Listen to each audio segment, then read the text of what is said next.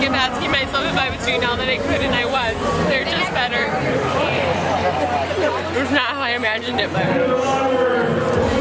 were just better. Tried to outsmart them, but they just didn't come back. It's a great team. What about the Heat? I can't imagine trying to close a gap like that. You obviously dug as deep as you could. I just kept asking myself, am I doing everything I can? And I was. So, I mean, obviously it's a really hard pill to swallow, but they were better. When did you feel like you were slipping from the grass? Or how late in the race did you feel like you still had a good shot? I kept hoping. I mean, Amy Craig hasn't had a great year. I kept hoping she was in over her head. But at 22, I pretty much knew I was running to protect fourth position, and it sucked. Obviously, the emotional impact is really difficult, but what about the physical? Trying to close that gap on a hot day like this, and you're saying that at 22, we're just trying to hold on to it. Yeah, I mean, I talked to my coaches a lot. You know, we did some heat simulation workouts in the indoor, but I got really sick last week, and so we missed the last 2 workouts. But we just thought, no one's going to PR today. Kellen Taylor would have to PR by, you know, we knew it was going to slow it down at least 2 minutes, and Kellen would have to be in 224 shape. Amy would have to be in 224 shape. All these people would have to be in PR shape on this day, and I promised I wouldn't go with any move until the 20-mile mark, and maybe I'll look back and regret it, but honestly, I ran out of gas too. So You were really sick last week. What was it? I have a 5-year-old. He got sick, got Adam sick, I got sick. But honestly, I have a hard time tapering, so it probably helped me. Any thought to going for the 10,000 team, or the team of the 10,000, or is it too soon to think about that?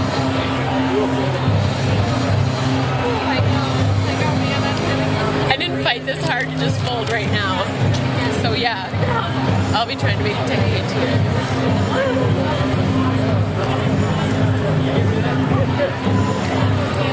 How did you feel mid-race when everyone was still together? Were you feeling good? I felt good, but I just, you know, it's such a long race, and it's been such a long time since I've been a factor, so I kind of felt like a rookie a little bit, like not sure what to remember. I fumbled my second bottle and dropped it, tried not to panic, and I felt good, but I could tell, you know, we were splitting high 530s, which is well within my comfort zone, but I could tell that it was a tad more laborious than it should be.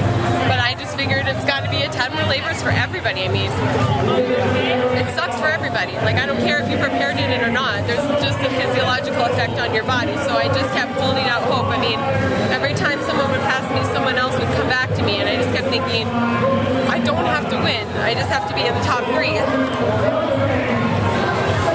I pretty much knew at 22 that it wasn't going to happen.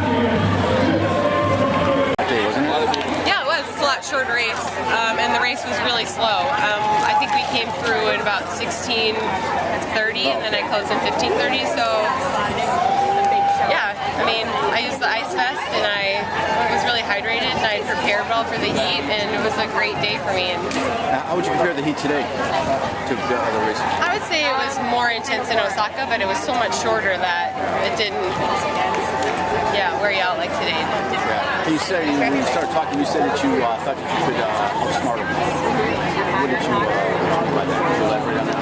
We kind of had a last-minute change in our strategy, which was sit back and don't run faster than 2:29 pace. And we just felt like no one was going to PR in these conditions and run like an amazing, just run away with it. And maybe we were wrong. I mean, Amy ran away with it, kind of. But like I said before, I thought they would come back, and even though they did, I was also dying. So at this exact moment, I really don't have any regrets. I'll probably rack my brain. I'm totally OCD, and I won't see it for like 2 weeks. But at this exact moment, I don't have regrets. I did everything I could do. Yeah. And Sally was the first person to kind of greet you there, one of the first people. What is that up for you? Spoke about that. I would just say that Mark and Heather and Sally and Skechers and even the people at Noon and Soleil and Densa, they've given me my life back. You know, like in 2013, I was just so disillusioned with everything and just so.